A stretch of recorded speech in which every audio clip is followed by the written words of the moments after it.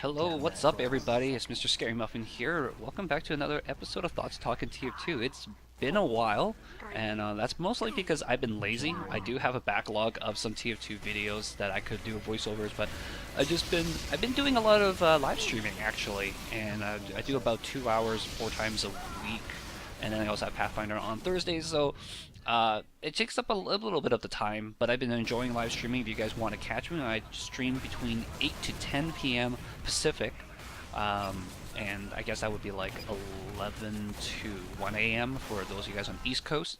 But I do that on Monday, Tuesday, Wednesday, and Friday. And then Thursdays, the Muffins will be streaming the Pathfinder stuff in case you guys want to watch that stuff as well. That goes from, I think, 6 to 9 Pacific, roughly around there. But yeah. So yeah, a lot of live streaming, which means not that much time for video editing and making new content for YouTube, but I got some stuff in the backlog, so I'll be trying to get that coming up. Anyways, the reason why I went out of my way to do one for this week is because E3 happened this week, and I'm not going to talk too much about the news from E3, like all the new games and all that kind of stuff, and what I think about all the new stuff coming out, although I will say that it is very scary that Harmonix still has nothing to show for Fantasia, and you guys can catch my opinion on that somewhere else, or get me to talk about it on live stream sometime.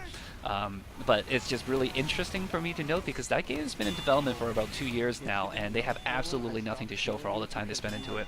But the topic that I do want to talk about, and it was kind of like a time thing, like I want to get to talking about it before it becomes not relevant, is Assassin's Creed Unity. And there was a lot of this kind of controversy, let's say, going around with the fact that you cannot play as a female character on the multiplayer mode, and that all the characters were all males, and they're all exactly the same model kind of thing. And the developers from Ubisoft mentioned that, well, the reason why they don't have female characters is because it would require too much time and too much effort, and they don't have the time, they don't have the things to do to make that. And so, and a lot of people obviously were very, very disappointed in that, and some people were more vocal about their disappointment, and some people even came out and just said, you guys are liars, you just don't want to have women, you're not trying hard enough, because if you wanted to, you could do it. And I agree, I totally agree. And I think the big problem was that Ubisoft did not set out right away to make female playable characters. I think if that was on the table immediately right from the get-go, as opposed to being an afterthought, or as opposed to being a secondary feature which was later on cut due to time, if it was immediately a defining feature as an important element in their game development, like as a milestone in their game development, then for sure that is something that they should have done, and that's what they no doubt will probably do from now on in the future, given how much how much problems that this has caused them. They will no doubt put this as a forerunning feature and will focus on making sure that it is in the game right from the get-go. And you can probably expect other people, the other big publishers like Activision and EA and stuff like that, they will probably be keeping this in mind as well, and it will be a very conscious decision to not include female characters as playable characters in future games. But from this point on, it has to be a decision that they have to make right from the get-go, because it can't be a secondary feature that they cut, because it will cause a lot of problems. They have to have a really good reason why they're not doing this, and have to be very mindful of why they're doing this. But going back to the conversation about whether they have enough time or don't have enough time, right? So one of the things people say, like, well, why don't you just extend the development cycle, and a lot of people just like, yeah, just take a couple of months and then do it, and we don't care. But they don't understand, for big publishers especially, like if you're talking about independent publishers, and independent publishers, I would actually include Valve in this conversation, because Valve acts very much like an independent company and a publisher by themselves. But for the big guys, who have a whole department dedicated to marketing, who have worldwide studios that are working on the same game simultaneously, there is a very, very set schedule, and you can probably give yourself like a month, 2 month max of extra time. But you also have shareholders to be responsible for, and you also have all this marketing that you've done, and the marketing that you've done doesn't work that well if you are late with your game. There's only so much that marketing can drive up hype for, and for how long they can drive up hype for a game before people start ignoring the marketing, and the marketing stops working, and that actually harms the game because you're trying to sell a lot of games, obviously. So there's that kind of time feature. And the other thing is that something that I learned working in QA myself is that you can have a feature that is really, really easy to implement, that literally takes like less than a day for one guy to implement into a thing. Like, oh yeah, why don't we just do this customized option? It doesn't require me that much effort. I can just program it into the game, and it'll be really, really cool, and people will really, really enjoy it, and it's going to be amazing and kind of stuff. But then you look at how long it takes to test this function, and how long it takes to test this function in comparison to everything, like in relations to other stuff, because it becomes an exponential problem. So say you add a customized feature, like we're going to put in hats into a game, and now you have X number of hats times X number of characters of geometry times X number of scenarios and placements and like walking through different objects and stuff like that. Like, it basically generates like thousands of hours for testers to go through. And even though you have like, say, a huge number of testers, they're already planning, like these testers already have a set plan of what they are testing in the time frame of the project.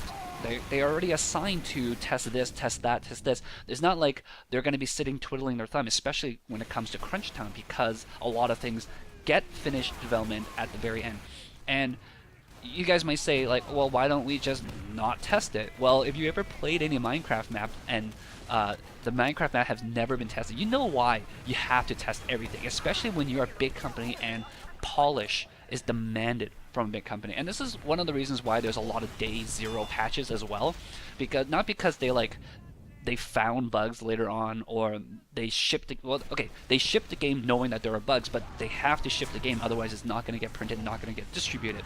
But there is not a period where they kind of like slack off kind of thing. The people are constantly working on it, and it's a constant drive to try to polish things, and a lot of these things do literally get fixed the day before the game comes out, and the people are panicking, spending like 12-hour work days trying to fix issues in the game.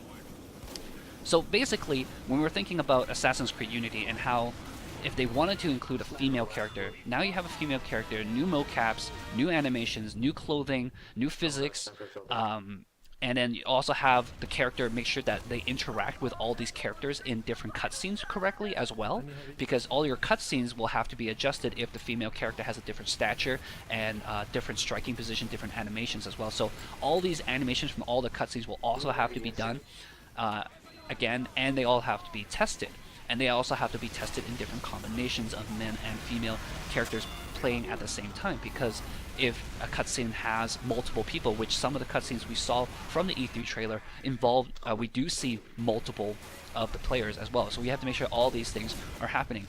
And we have to make sure that all these things are going correctly, and so that little thing that it might take a few people, like say a week to do, will cost will almost essentially double the amount of testing required, and there is no way that they have enough time to testing. And this is me coming from QA's perspective. It might not even be this case, but this is me presenting a possible area where they might encounter basically the fact that, oh, we don't have enough time to do this, right? And you can go, yeah, well, you guys can program this easily. I could program this easily, but the amount of time it takes to test it is going to be huge, and I can totally see this from my perspective. So that's something for you guys to think about, to chew on as well. I mean, I'm not saying that Ubisoft is without blame. They have basically at one point cut, or at the very get-go mindfully not included female playable characters as a thing. So that is one of those things, and if they had wanted it from the very beginning, then they could have done it. I'm pretty sure, like, it would have been a feature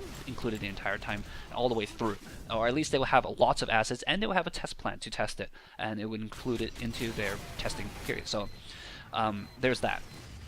The other thing that's really interesting is also all these games being developed for next-gen console. There's not that many toolkits, development tool things for them to use. Like even things as simple as menus can be really, really excruciatingly hard to do with next-gen consoles. And I kind of discovered this firsthand myself. Like, I'll look at something and I'm like, well, this should be, I mean, previous gen menus weren't terrible, or previous gen, like, why can't we do this kind of thing that we used to do before? And then the reason was it's just simply the tools available aren't that great. And you would think that something was a very simple thing to do, but because it's with the next gen console and just the way that it works with the coding and stuff like that, it just becomes a huge friggin' headache. And if it works well enough at the current point, then they don't want to risk breaking it, especially when it comes closer to release date. Like, you don't want to mess around with it and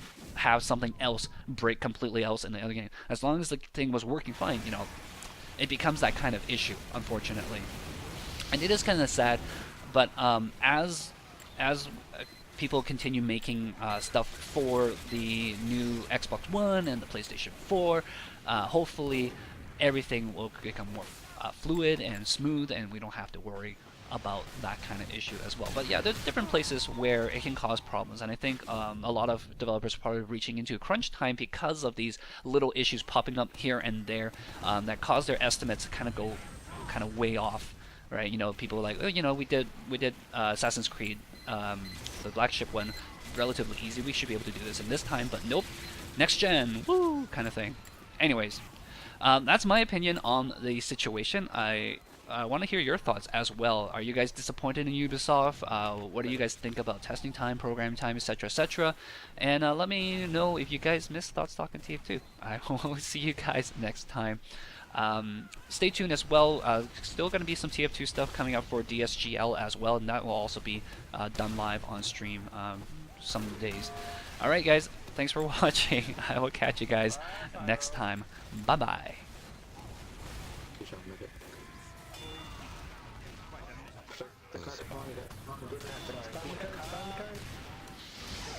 Oh my god.